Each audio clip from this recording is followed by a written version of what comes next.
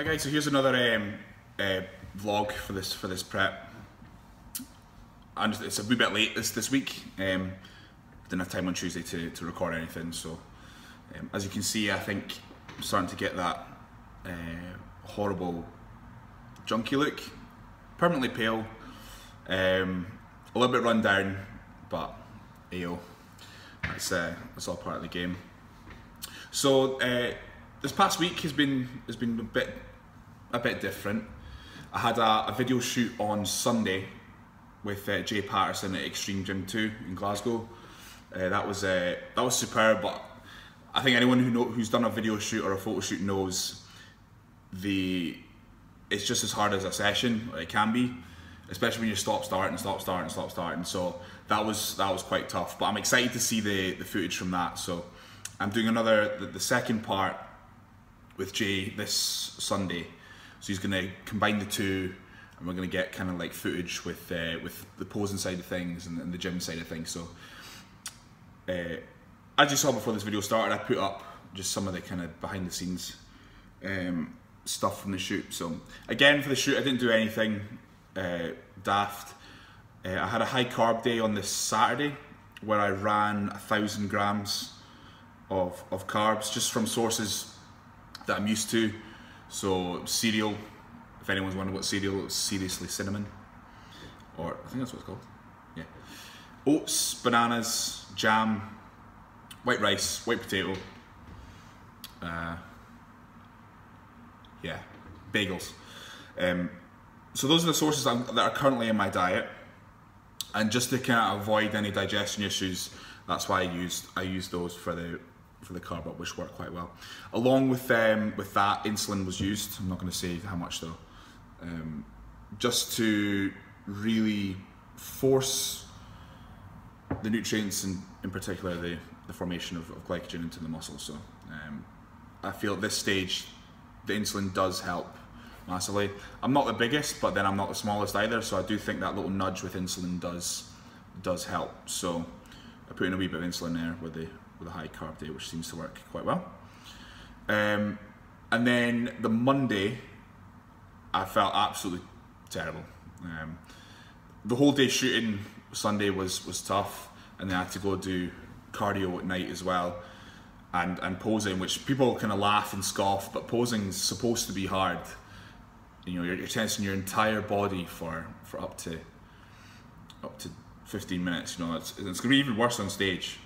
So if you can't hack practicing at home, then just imagine what you're going to look like on stage. So it is an essential part, but all this together all kind of took its toll. Tuesday, I don't think I said a word to anyone, and if I did, it was probably something snappy or angry. Those people know who they are. And woke up Wednesday morning. So sorry, I should have said my weight. So on Sunday, at 5 weeks out, I was 247. That's post photo shoot, post training session, post cardio, post high carb day, 1,000 grams. On Wednesday morning, this is now Thursday morning, so Wednesday morning, I woke up at 239.75. So quick maths, that's just over 7 pounds drop in 3 days. So this is what happens usually to me within the 6 to 0 week mark, is even when I was a lot smaller, like 15 kilo smaller, I flatten out very, very quickly. So this will just be a case of my body's metabolism being so rampant that it taps into the glycogen in muscle essentially to get that kind of quick release and quick fuel, now that the body fat is becoming lower and lower. A lot of that will be water accompanied with the glycogen that's been taken out of the muscle. And obviously there will be a little bit of body fat there taken off as well, which is always good, but dropping that amount of weight in 3 days is not a good thing at this point, considering that on Monday Nick Vandal gave me his wee insight and said that my upper half's pretty much ready to go, plus or minus some bits here and there. It's my legs this time round that have taken their time. So usually at the start of the prep, my legs come in quite quickly. Just get a wee bit of arm shot there. Get that light bang on. So I don't usually wear t-shirts, as you all know, but you can't really tell from there, but yeah, it's coming in nicely. Shit, completely forgot what I was going to say.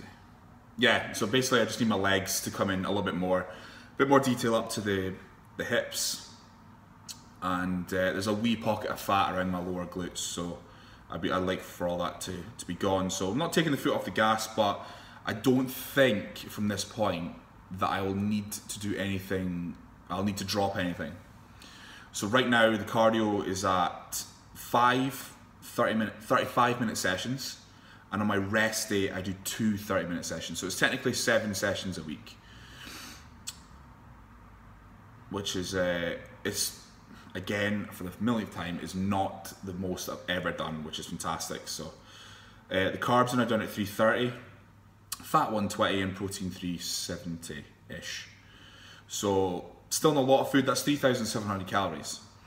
So this just shows you the benefit of trying to force your food as high as possible in the off season. Now people say I can eat this, then you look at their diet plan, they're eating 4,000 calories, or you give them a diet plan 4,000 calories and like, I can't handle this food. You need to push your food sky high. Sky high.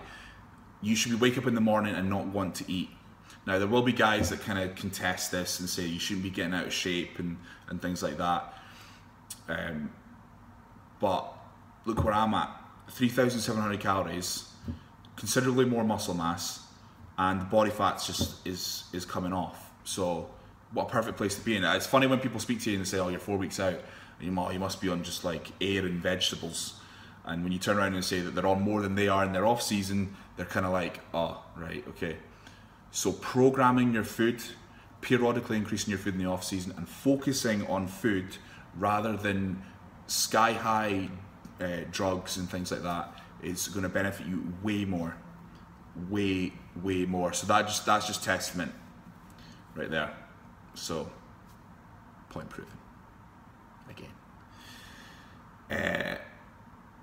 So yeah, I had a mini I put 2 high carb meals in yesterday morning after this strange 7 pound drop. So in the morning I had 250 grams of cereal along with my usual eggs. That was sensational. Yeah, at this point in prep, 250 grams of seriously cinnamon cereal is orgasmic. That's the word I'd use. And then the next meal I was going to do was pre-workout, which was 2 bagels, 2 tablespoons of jam, 2 bananas, 150 grams of white rice, chicken, vegetables. That meal was fine, but because it was my second meal and and one of my morning clients cancelled, I decided to train immediately afterwards, which was a bit of a mistake because I threw down as much fluid as I possibly could. So before I knew it, I was bloated. Because if I regularly had that meal, I would have had about 500 ml of water. But with this, I must have had about 1.5 liters just to get my fluid in so that I wasn't dehydrated in my session. So I did go into the session a bit lethargic, a bit sleepy, and things like that. So, but other than that, it was fine. And for the rest of the day, I continued with my training day carbs, which was I think another 150 to 200 for the rest of the day. Still done my cardio and things like that, but the wee kind of bump was justified in terms of that weight drop. So it was just 2 meals, nothing sensational. But last night was the 3rd or 4th time where cravings almost got a hold of me. Now, I wouldn't say it's necessarily cravings, because in my 2.5 years off season that I'd done between 2015 and now, I made sure that I ate every single bit of food that I wanted, junk food, so that I knew by the time I come to contest prep that I know what the food tastes like, I know what how it makes me feel. So that makes going into a supermarket and walking past the bakery aisle so much easier, because I already know, yeah, those cookies are nice, but they're not worth breaking this prep for. But I think it was just a case of just my blood sugars being so low, not in a hypo way, but so low that I just wanted something. So done my shopping at Tesco. I downed a bottle of Pepsi Max Cherry, which is the number one thing that has stopped any kind of cheating in this prep and kept me pretty much fucking sane, right? Drink as much diet juice as you want. Obviously, don't drink 3 to 4 litres, 3 to 5 litres of diet juice, right? You're gonna be bloated, you're gonna be pissing all the time. Okay, right. But 1 or 2 cans, 1 or 2 bottles a day to make sure that you stay within your calorie limits is totally fine. I find it funny, the client will know who I'm talking about, but a bodybuilder will message me and say, are you not worried about the chemicals in diet juice because it affects my condition or my look? These are the same guys who take anabolic steroids daily. If you're worried about the chemicals in diet juice, but you're not worried about the chemicals in steroids, just put those two together and you'll soon realise that you're just being ridiculous in terms of the diet juice. Studies have shown you'd have to drink a gazillion bottles of Diet Coke to cause any sort of aspartame damage or whatever. We all do stuff in our lives that is way more detrimental to your health than drinking a can of diet juice. Drink your diet juice if it makes you stick to your diet. That's all you need. Just stick to your diet and have a wee bit of diet juice. There we go. So yeah, anyway, back to my situation. I went into, there's a Sainsbury's on Buchanan Street. Sainsbury's sell the best brand flavour of cookies, which is strawberry and raspberry. No, is it strawberry and raspberry? No, raspberry and white chocolate chunk cookies. Now, these are phenomenal. I'm sure anyone who's had them know exactly what I'm talking about. I could rattle through crates of these fucking things. So I went down to Sainsbury's and I said, I'm just gonna look at them on the shelf. So I went into Sainsbury's, Buchanan Street, picked up the packet of cookies, and I fondled those things like a cookie pervert. I squeezed them, I wanted to smell them, I wanted to do all sorts of dirty shit to those cookies. And eventually the craving subsided because I realised how much of a fucking weirdo I looked like in that aisle while Sainsbury's staff were all staring at this guy fondling cookies. And that's when I realised, what am I doing? So I put the cookies down, walked out and went home. Now, if you're really suffering from cravings, it's last thing at night, there's no meals left, just go to bed. Just go to bed and try and fall asleep. You'll wake up in the morning, like I did this morning, feeling like a mini victory. I know that's sad for people who have never competed and probably maybe watching this, but competitors will know not caving is an amazing feeling to have in the morning after. I know if I had eaten those cookies that the guilt would have been unbelievable and it would have crushed me. So remembering all that massively helps. So that's my wee cookie story for the week. And yes, I fondle cookies pre-contest. So actually, I'm going to tell you a wee story about 2014. I think I might have mentioned it in other videos, but so this is what happened. So this is another funny one. So there was one night. 2014 was the prep that just didn't go right at all. My head wasn't in it. This, that, and this. So I ordered a Papa John's, brought it in large, started going to town on it. Didn't fondle it, but you know, pretty close to fondling it. I got 3/4 of the way through and I went, stop. Just stop. That's you. You've had it. You feel like shite. You've had it. Right. Go put it in the waste bin outside, the house bins. So I dump it in the bin. Half an hour later, I'm sitting there going, I'm gonna eat that fucking pizza. So I went in my outside bin and pulled a pizza out the bin and ate it. That's how messed up I've been on prep sometimes. I ate bin pizza. Right? Now, those kind of actions would match this very homeless beard that I've got going on at the moment, but that just shows you how messed up your brain can get. And when clients message me with their check-ins and say,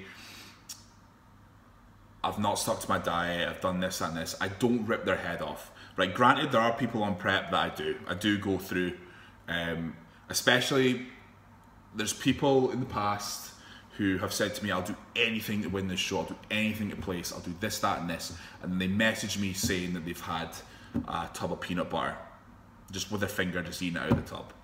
That's when I'm like, what the fuck are you doing? What is your problem?